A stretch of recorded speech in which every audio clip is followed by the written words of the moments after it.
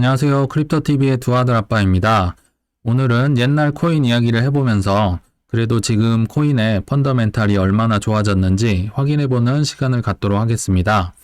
일단 2013년부터 지금까지 있었던 기사를 제가 거의 다 읽어봤는데요. 그 중에서 핵심만 엄선을 해서 말씀드려보도록 하겠습니다.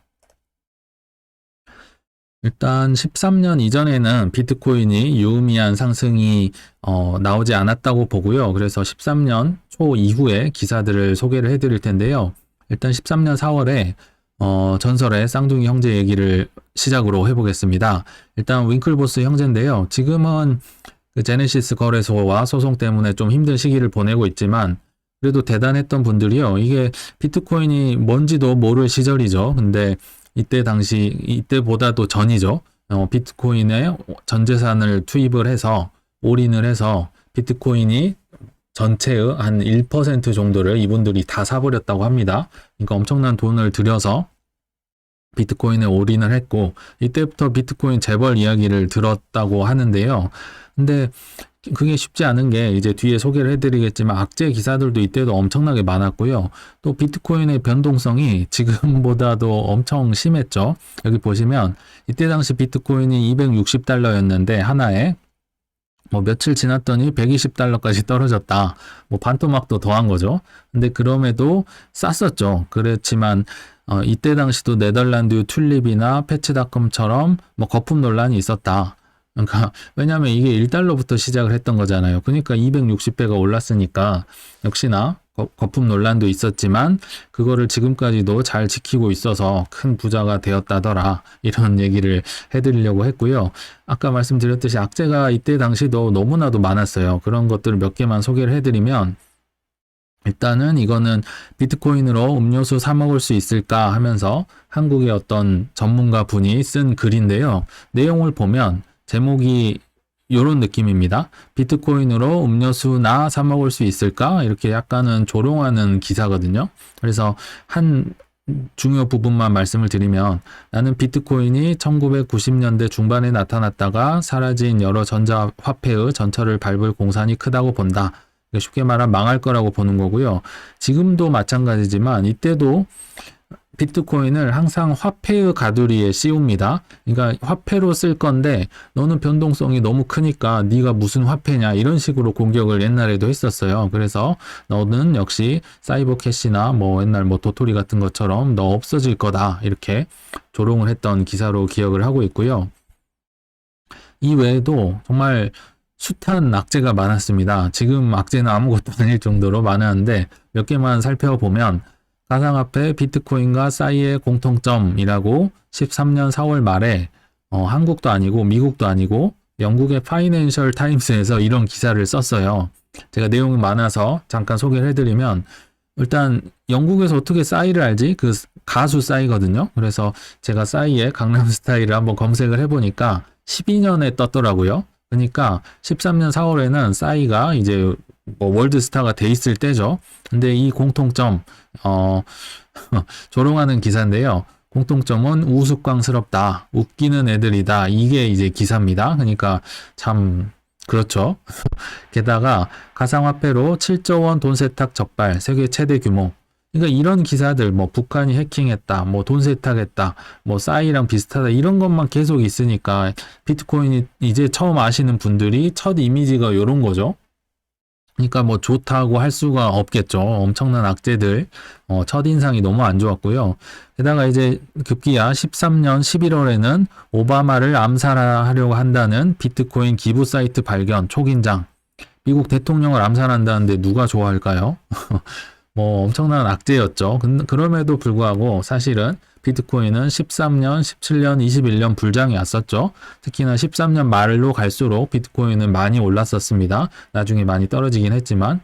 그래서 이런 악재들을 딛고 그래도 올랐어요. 그래서 아까 윙클보스 형제 얘기도 했지만 일반인 중에서는 여기 13년 10월 말에 가상화폐에 투자한 일반인이 있었습니다. 20대 후반의 노르웨이 남성이 단돈 22달러를 투자를 해서 4년 만에 한 9억 원 정도를 만들었다. 돈벼락을 맞았다. 이런 기사가 났는데 이걸 잘 보시면 사고 잊어버렸다가 아니라 뭐 가능성을 보고 기사를 보고 투자를 해서 이렇게 기다렸다 이렇게 써 있더라고요. 그러니까 이런 걸 다 겪고 나서도 버틴 거잖아요. 4년을 버틴 거니까 야, 일반인 중에서는 참 대단하신 분이었구나. 그래서 기사까지 났구나. 이렇게 소개를 해드리려고 가져왔습니다.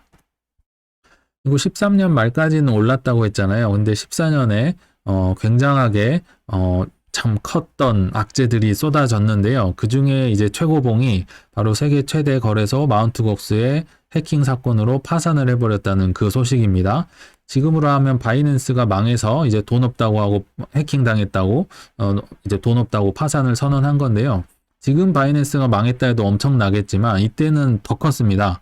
바이낸스보다 더 컸던 세계 최대 거래소가 이제 해킹 당해서 나 돈 없어 하고 해버리니까 비트코인이 뭐 올라요 내려요가 문제가 아니라 비트코인 없어진다가 문제가 됐었습니다. 14년 2월 얘기고요.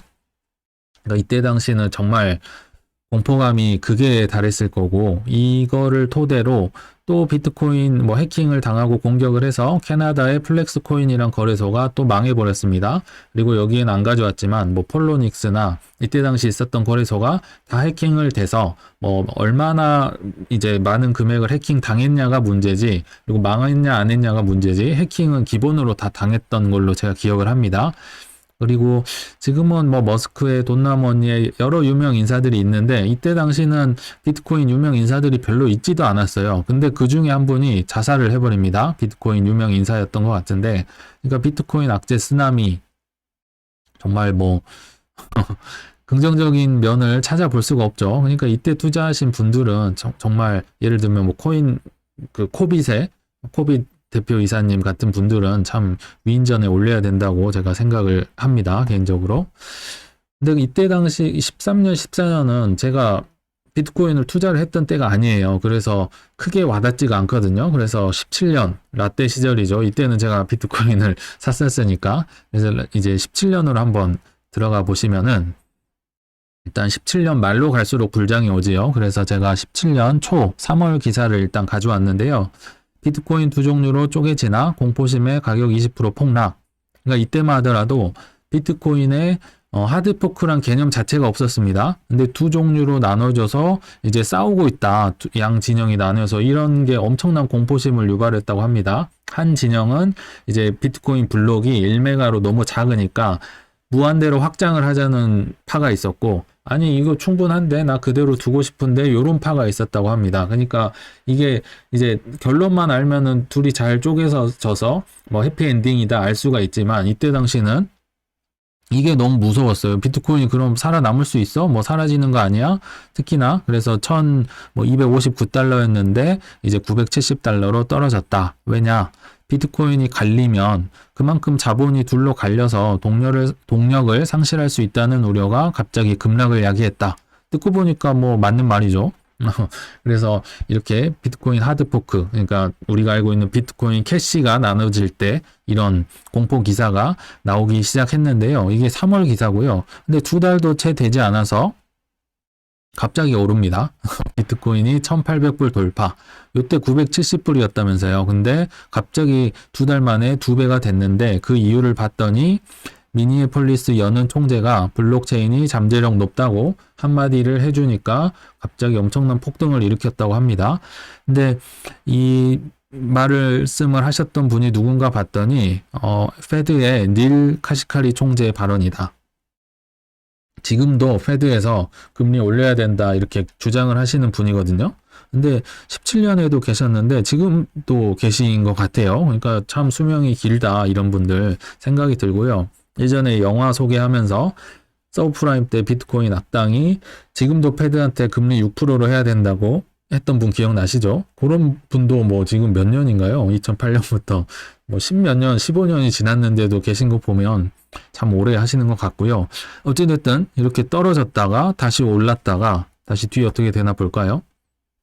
운명의 이제 8월 1일 이날이 비트코인이 하드포크를 하는 날이었습니다.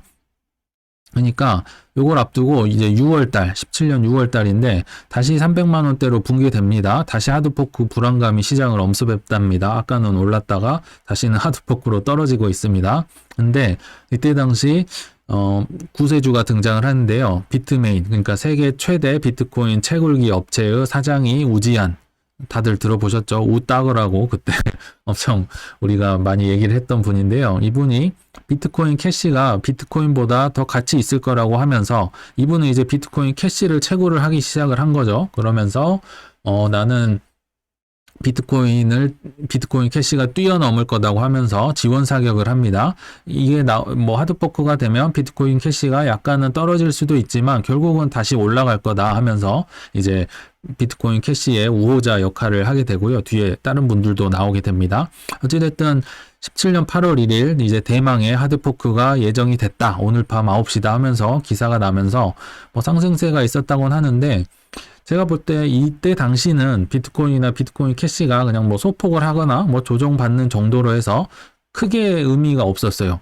그러니까 크게 뭐 유의미하게 올랐거나 떨어지는 건 없이 그냥 끝났습니다. 오히려 이거 이제 비트코인 캐시를 공짜로 에어드랍을 받았으니까 미국 국세청에서 가만 안 있겠죠. 세금 물릴 수도 라고 하면서 이제 오히려 공포심을 주면서 그렇게 좋았던 기억이 없었던 걸로 기억을 하는데요. 그러다가 다시 비트코인 가격이 5년 사이 4,000% 급등, 다시 5년을 정리를 하면서 튤립 버블 재현되나? 그러니까 13년 4월에도 비트코인 뭐 튤립 버블이라고 아까 윙클보스가 샀을 때도 이런 얘기가 있었는데 17년에 이런 얘기가 또 나옵니다. 그래서 조금씩 이제 오르고 있다는 뜻이고요. 그러다가 이제 또 코인원의 차명훈 대표가 오프라인 객장을 왜 열었나? 그러니까 오프라인 객장을 열었다는 거죠. 근데 차명훈 대표는 개인적으로 참 대단한 것 같아요. 해커로서도 실력이 있고 또 이분이 그 한국 최초로 코인원의 그 공매도를 연계를 해가지고 오픈을 했었죠. 비록 나중에 없어졌지만 그런데 이제는 이제 오프라인 객장을 열었다고 하는데 왜 열었나 봤더니 이때만 해도 비트코인이 지금도 공격을 받는 게 실체가 없다고 하잖아요. 실체가 없는 걸 너는 왜 사냐, 뭐 쓸데도 없잖아 하는데 이 실체를 보여주려고 오프라인 객장을 만든 거예요. 이 비트코인은 이런 곳에서 사는 겁니다. 사는 사람들도 다 보셨죠? 나는 파는 사람입니다. 이런 걸 하려고 만들었어요. 그래서 참 새로운 시도다. 비트코인을 띄우려고 좋은 시도였다고 보고요. 그러다가 이제 17년 후반으로 갈수록 또 갑자기 이상한 기사가 뜨죠. 비트코인 또 쪼개지나 11월에 2차 하드포크 가능성에 투자자 울상. 다시 비트코인 떨어졌다는 얘기입니다. 예전에 재미가 없었죠. 그러니까 다시 겁을 먹고 있다는 거고 이게 그 유명한 비트코인 골드가 나오는 기사입니다.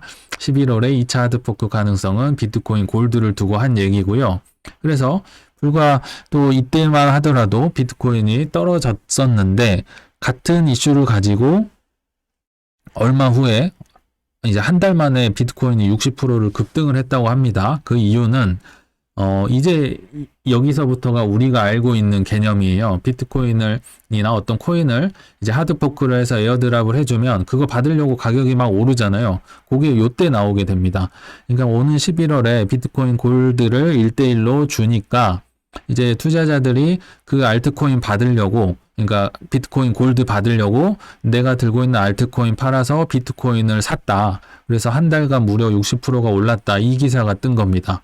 되게 신기하죠. 요때는 하드포크 때문에 떨어졌고 요때는 60% 오릅니다. 그러니까 이때도 참 기사들에 엄청 휘둘릴 수밖에 없는, 이게 정말 똥인지 된장인지 모르는, 공부를 안 하면 이게 지금도 그렇지만 굉장히 어려웠던, 투자하기 힘들었던 시절입니다. 제가 난리 부르스라고 했는데 이제 그러다가 이제 비트코인 캐시 예전에 좀 잠잠했다고 했었죠. 근데 이제 17년 10월 중순에 들어서 비트코인 캐시가 비트코인 역할을 할 거다. 유명 투자자 말에 비트코인 캐시 가격이 20-30%가 하루 만에 급등을 해버립니다. 이때 그러니까 우지한 대표가 이제 우호자로 나섰었고, 이제 이분이 뒤를 이은 건데, 이분이 그 유명한 로저버입니다. 로저버.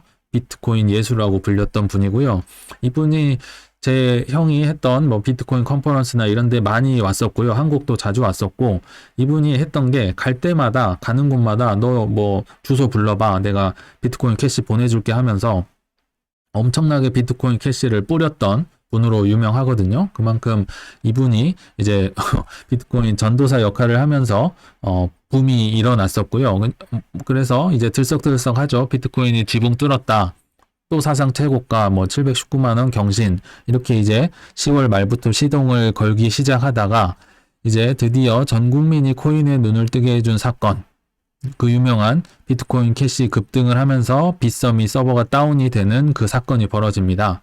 비트코인 캐시를 받았으니까 이제 팔아야 될 거 아니에요. 그래서 빗썸에 접속을 해서 팔려고 봤더니 비트코인 캐시가 뭐 400만 원인가요? 500만 원까지 올랐다가 그래서 살려고 했는데 서버가 다운됐어요. 그래서 정신을 차려보니 뭐 한 150만 원인가요? 그렇게 떨어졌던 기억이 납니다. 그래서 이때 당시 난리도 아니었죠. 뭐 너 때문에 못 팔았다 하면서 빗썸에 대해서 이제 단체 소송을 하고 굉장히 오래 끌었던 걸로 기억을 합니다. 그리고 이때 당시 비트코인은 왜 급락을 했냐면 이런 뭐 로저버나 이런 분들이 비트코인 캐시가 비트코인을 앞지를 거래요. 그리고 실제로 비트코인 캐시 처음 나왔을 때 비트코인 이 시총이 뭐 3위인가 4위인가 했어요. 그래서 리플마저 제쳐버리는, 이때 당시는 비트코인 캐시가 엄청난 인기였고 상승세였습니다. 지금은 뭐 별게 없지만. 그래서 비트코인마저 팔아버리고 비트코인을 캐시를 사는 그런 진풍경도 연출됐던 시기였습니다. 저도 뭐 이 회사에서 이런 분들 많이 봤죠. 샀는데 물렸다. 근데 그러다가 이제 이때부터는 뭐 확실히 기억이 나죠. 기어이 1000만 원 비트코인이 됐다는 거죠. 떨어져도 더 오른다. 이게 기사 제목이에요. 저도 이때 기억을 하죠. 1000만 원 됐구나 하면서 이제 떨어지면 살까 더 살까 기다리고 있었는데, 요 기사가 11월 27일에 나왔는데 불과 10일 만에, 10일도 안 돼서 2천만 원 넘었다. 저도 기억이 나요. 너무 빨리 올라버리니까 이때 포모, 정말 피어 오브 미싱 아웃이 너무 심하게 나타납니다. 10일 만에 1000만 원이 올라버리는데 다 뒤집어지죠. 그래서 국제 시세 차이 330만 원, 뭐 김치 프리미엄 40에서 50%까지 붙고, 뭐 한국인들, 중국인들 할 것 없이 뭐 가상 계좌로 그때 다 해줬습니다. 뭐 실명 확인도 안 했고요. 그러니까 정말 난리가 났죠. 그래서 안 그래도 약간 가파른 상승 뒤에는 뭐가 올까요? 급락이 오죠. 그래서 약간 불안하게 이제 떨어지고 있던 차에 그 유명한 사건이 발생을 합니다. 바로 비트코인 플래티넘의 고등학생의 대국민 사기극이 벌어지게 됩니다.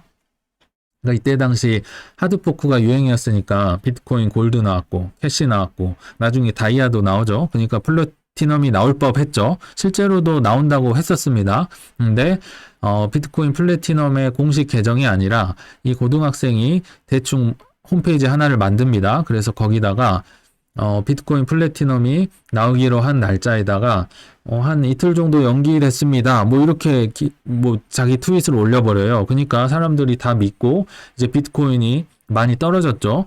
뭐 약간 텀은 있지만 비트코인 가격이 거의 한 40%까지 떨어졌던 걸로 기억을 해요. 그래서 이게 기억이 나고요. 이분이 했던 그 유명한 트윗이 있죠. 숏 개꿀띠. 그러니까 나는 숏 쳤다. 그래서 돈 많이 벌었다. 그리고 누가 비트코인 사랬냐? 개꿀띠. 이러면서 정말 많은 사람들의 염장을 지르고 결국은 뭐 고소도 당하고 생명의 위협도 느끼고 이제 잘못했습니다. 사과도 하고 굉장했던 사건입니다. 뭐 뉴스 데스크에 다 나왔었고요. 그러다가 요거는 시작이었고요. 이제 역사의 획을 긋는 분이 나타납니다. 바로 유시민 님인데요. 썰전이나 여러 이제 TV 프로그램에 나와서 비트코인은 바다 이야기 같은 도박판이다 하면서 뭐 김구라 MC와도 많은 얘기를 나누고, 뭐 이게 봐라 이 10대가 비트코인을 쥐락펴락 하는 게 말이 되냐 하면서 현대판 봉이 김선달이다 아주 그냥 맹비난을 하죠. 거기다가 썰전도 있었는데 토론하는 프로그램도 있었죠. 제가 기억은 안 나는데 어찌됐든 카이스트의 정재승 교수님과 유시민이 나와서 이제 비트코인이 좋냐 나쁘냐를 토론을 했었죠. 다 기억나실지 모르겠습니다. 그래서 비트코인이 이제 조금 유리하거나 아니면 정재승 교수님이 발언을 하면 비트코인이 실시간으로 막 오릅니다. 그러다가 이분이 막 독서를 퍼부으면 막 떨어지고요. 굉장히 재밌었던, 마치 월드컵 축구 경기를 보는 것처럼 실시간으로 비트코인이 왔다 갔다 했던 기억이 나는데요. 결론은 토론에서 비트코인이 워낙 하락 시세가 가팔랐고, 또 이런 기사가 나니까 이길 수가 없었죠. 유시민 님의 완승으로 이게 토론이 끝났었습니다. 그만큼 참 씁쓸했던 기억이 나는데요. 그러니까 이제 금융당국도 신나가지고 비트코인은 사기다, 거래 인정 절대 안 한다. 이 기사를 보면 폰지 사기다, 다단계 사기다, 이때 다 나왔던 얘기입니다. 그래서 금융당국도 이렇게 철벽을 치게 되고 비트코인에 대해서 적대시를 하게 됐고, 이제 하다하다 도지코인까지 등장. 사실은 도지코인은 13년에 나왔어요. 굉장한 역사와 전통을 자랑하는 코인이고 밈코인의 대표 주자인데, 이제 요런 느낌으로 갈라니까 개를 붙인 거죠. 그래서 요거를 이제 소개를 해줍니다. 근데 요때만 해도 몇 원 안 됐던 걸로 기억을 하거든요. 어찌됐든 요런 악재 메들리로 인해서 비트코인은 이제 나락을 가게 되고요. 근데도 아직 덜 나왔습니다. 한 분이 남았는데 바로 18년 1월 11일에 끝판왕이 나왔죠. 바로 박상기 법무부 장관님이십니다. 박상기의 난을 일으키셨는데, 이때 당시 이제 정부 다른 분들과 상의도 없이 가상화폐 거래소 폐쇄를 하겠다, 관련 법안도 이미 나 갖고 있다 하면서 폭탄 발언을 하십니다. 모든 뉴스 데스크 9시에 다 도배가 되면서 대서특필이 되면서 제가 그때 당시 화면을 캡처를 했는데요. 비트코인만 한 34% 빠졌어요. 그러니까 다른 알트들은 50%, 60% 빠지고 엄청났던 사건이죠. 근데 지진이 한 번 오고 나서 여진이 오듯이 이게 다가 아니었죠. 이렇게 떨어졌다가 살짝 오르다가 이제 한 2년 가까이를 하락을 하는 정말 대참사가 벌어지게 된 거죠. 그래서 모두가 참 힘들었던 것 같고요. 이때 당시는 비트코인 하는 분들이 거의 없었어요. 특히나 공부를 했던 분은 아예 없었고, 그래서 저도 멘토라고 하는 분이 한두 명밖에 없었는데 그 중에 한 분한테 이제 물어봅니다. 어떻게 하고 계세요? 제가 연락을 했더니 나 다 팔았지, 도망갔지 하시더라고요. 그만큼 참 엄청났던 사건이었습니다. 참 무서웠고요. 그 이후로 이게 1월달 얘기잖아요. 그러니까 2월, 3월에 가서 이제 상황이 너무 심각하잖아요. 이걸 5, 600만 명은 투자를 했을 텐데 막 이제 국민청원하고 난리가 났죠. 그러니까 이제 정부가 뒤늦게서야 이제 수습을 하려고 가상화폐 규제를 완화하겠다, 비트코인 상승 지속할 것, 이렇게 2월 말쯤에 이제 기사를 내고 보도를 했는데, 요 느낌이 어떤 느낌이냐면 그래 비트코인 한번 해봐, 근데 하면 알지, 요런 느낌입니다. 다 막아버렸습니다. 실제로 이때 당시 비트코인 업비트 신규 고객을 한 2년 동안 받지를 못했고요. 채굴 기업이나 비트코인 기업들 다 망하거나 아니면 해외로 떠나거나 둘 중 하나를 선택해야 했습니다.